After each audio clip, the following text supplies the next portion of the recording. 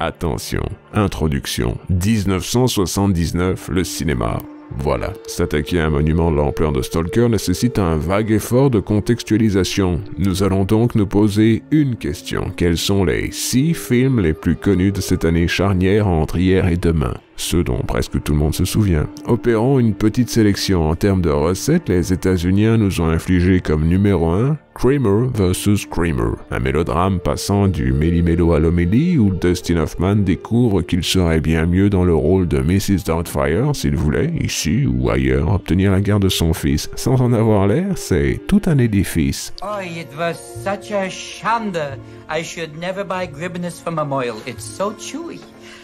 No. Oui, c'était le meilleur extrait que j'ai trouvé de cette affaire sans cependant être obligé de le revoir. Ailleurs, sur cette même liste, l'excellent The Amityville Horror devance de peu le fabuleux Rocky 2. L'horreur faisait recette en ces temps de stagflation. Passons. Un peu plus bas, nous trouvons Alien, premier film de ce qui n'aurait jamais dû devenir une série. Adaptation sommaire du fameux roman d'Alan Dean Foster, celui où la permanente de Sigourney Weaver fait face à un monstre issu de l'imaginaire de Geiger. Tel est votre top 4. Son existence implique que nous avons déjà répondu de manière assez large à notre préambule, mais le monde du 7e art ne se limite pas aux effets du cinéma tout public réalisé en Amérique, et ça même si chacun vit dans sa bulle. Non, nous devons aussi nous tourner vers l'Europe, terre de culture, zone de savoir, phare de l'humanité. Dans l'Hexagone, la science-fiction prend aussi les devants avec le mémorable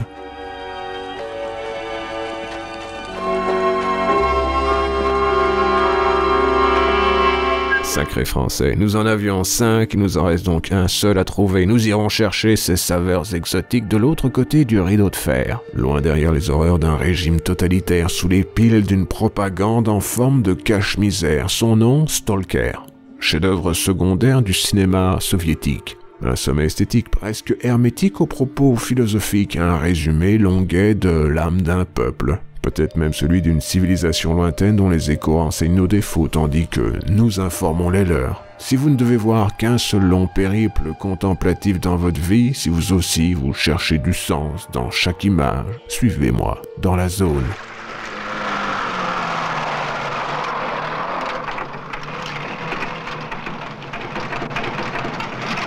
Un constat vient immédiatement à l'esprit quand on contemple pareil long métrage. Ça, c'est un monument posé brique par brique. Dans la direction d'une sensation loin du brutalisme soviétique, il se perd dans les errances de l'âme russe. Cette saveur subtile d'autodestruction, la petite dose de dérision, une certitude mortelle. Le temps passe, nous disparaissons, génération après génération. Son propos, étiré dans le temps, nécessite le regard d'un public doté d'une capacité d'attention supérieure, là où le reste de la planète se fourvoyait dans l'idiotie d'un culte de la puissance qui prendra tout son charme dans la décennie à venir. Le cinéma de l'autre côté du monde prend son temps. Il exige un public patient, souvent même cultivé, mais surtout sensible.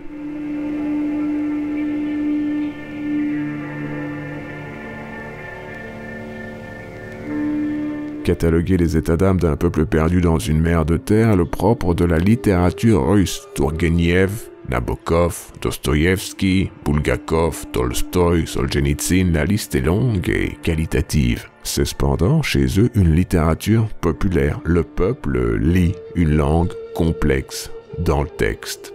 Vous ne trouverez pas les pièges temporels charmants de notre littérature passe-temps dans leur bibliothèque. Il est grand Maurice Leblanc, il est doux Gaston Leroux, mais ils n'ont pas voix au chapitre, et ça même s'ils sont en pitre que chat face au maître de l'expérience humaine. On n'écrit pas sa quête du sens de la vie installé confortablement dans un pavillon parisien entre deux cigares, tandis que les journaux mondains publient vos mémoires. Pour toucher au vrai, il faut se perdre, il faut se retrouver, mais surtout survivre au danger, se battre contre un monde hostile. Ну что ж вы, писатель? Ne soyez pas surpris si c'est aussi de survie dans un contexte existentiel dépressif dont traite ce film de Tarkovsky. Mais comme souvent dans les échelons supérieurs des arts narratifs, tout ceci passe par la métaphore, vague si possible, afin que le spectateur puisse insuffler un peu de son malheur dans les péripéties projetées sur vos rétines. Tentons de cerner le mécanisme Stalker. Mentionnons le scénario. Quelque part existe la zone, une portion mystérieuse de notre planète où quelque chose d'étrange est arrivé. Serait-ce le résultat d'un crash d'outre-espace, un écho distant d'une faille temporelle, d'inévitable échec d'une nébuleuse technologie soviétique de pointe? Chacun sa théorie, nul n'aura raison. Là n'est pas le quantique. Ce que vous devez comprendre est bien plus humain. Seuls les désespérés cherchent cette zone, ceux qui ont tout perdu, ceux qui veulent tout perdre, ceux brisés qui rêvent de mieux. Dans cette boîte de Pandore réside une case plus petite encore. Les rumeurs prétendent qu'elle exauce un souhait, mais lequel ?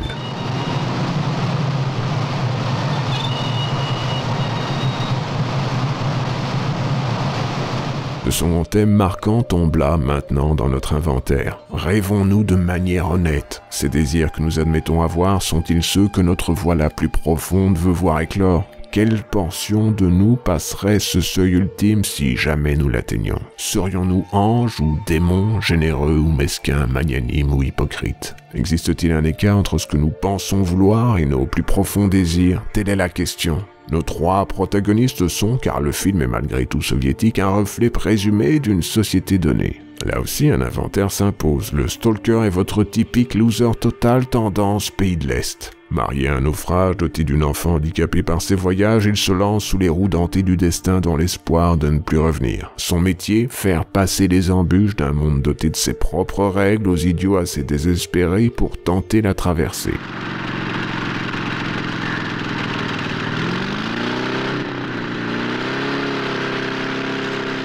Lors de cette expédition, il accompagne deux hommes plus âgés. D'un côté, un romancier de salon. Perdu dans un manque d'inspiration, il doute d'avoir jamais été doué et regrette son succès. Son archétype est pourtant ici celui d'une forme d'ascension sociale. Tant bien que mal, le régime crée ses élus. On appelait ça le réalisme socialiste. Quelques petits budgets, mauvaisement attribués. Voyez l'état de l'art d'État. De l'autre, un scientifique de première ligne, soviète autrefois, parfait guerrier philosophe d'une nouvelle frontière, l'esprit supérieur au service des masses. Elle compte sur lui, il croule sous elle, quelques nébuleux secrets issus de son passé à briser ses illusions. Elles sont maintenant lointaines. 3 hommes, 3 vies, 3 strates du même problème. Que pensez-vous que ces individus aux vues opposées pourraient bien demander si leur vœu venait à être exaucé?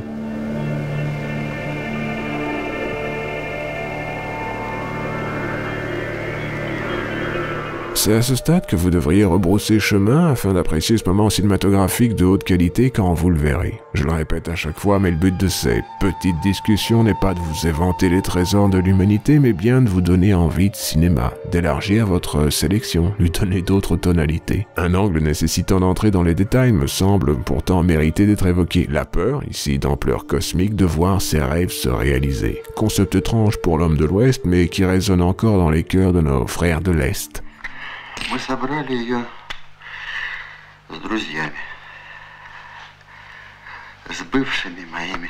Le souhait du scientifique est très spécifique, passer un coup de fil, on ne sait trop où, ni même trop quand, pour annoncer qu'il sait, il a trouvé le 4e projet, mystérieuse manigance dont vous êtes censé ignorer tout, sauf que l'interlocuteur à qui il s'adresse l'a rendu cocu. Tout un résumé de l'expérience soviétique. Vous êtes le fer de lance d'une approche scientifique censée sauver vos pères d'une famine structurelle organisée par l'élimination systématique des paysans compétents et un collègue couche avec votre femme durant vos dures heures de labeur. On croirait du Kundera. Poussé par ce type d'expérience, l'homme se voit obligé de développer un dégoût certain pour le peuple qui l'entoure et pousse même celui-ci jusqu'à penser détruire la portion de cette zone qui exauce vos désirs les plus secrets. Pourquoi? En bon soviétique, il a appris à se méfier des rêves des autres. La masse informe du peuple.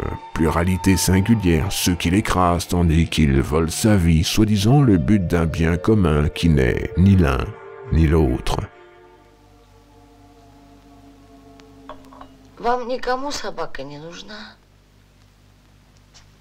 Exposer l'horreur du collectivisme dans un film de propagande est aussi, à mon sens, l'un des sommets de l'ironie russe. Cet éclat a d'ailleurs beaucoup coûté à Tarkovsky et son équipe sans le savoir. Les décors idylliques dans lesquels ce film fut tourné étaient hautement toxiques. Rares sont ceux à avoir survécu aux horreurs de Stalker. Pour eux, le cancer fut généralisé. Par chance, dans leur malheur, ils nous ont laissé un chef-d'œuvre amer. Ça aussi, c'est très russe.